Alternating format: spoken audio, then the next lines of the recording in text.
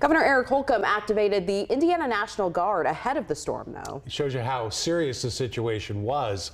CBS 4 Hannah Adamson spoke with the Indiana emergency operation officials about the state's response to this storm.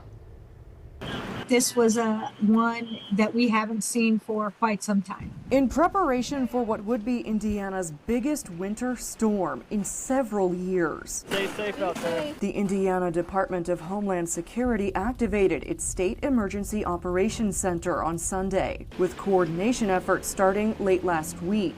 There are multiple power companies who have representatives out in the field. We have lots of course, NDOT drivers out. We have state police out. To help state police patrol the roads, Governor Holcomb activated the Indiana National Guard Sunday. It's been a really great response, great communication through all the agencies. Lieutenant Colonel Amy Hoover says 139 guardsmen were deployed throughout southern Indiana, assisting roughly 40 stranded drivers along some of the most dangerous stretches of the highway. The area that we're experiencing the most responses are in that southern portion of the state along I-64, focusing on Evansville and New Albany. On Monday, Vanderburgh County and Posey County declared a state of emergency as thousands of Hoosiers remain without power. We are definitely paying attention to the power outages. Moran says 60,000 Hoosiers are still waiting for their power to be restored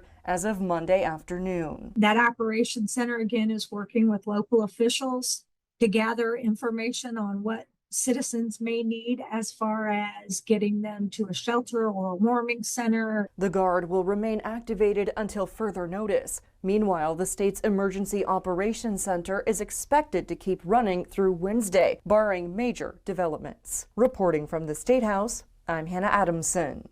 For your help.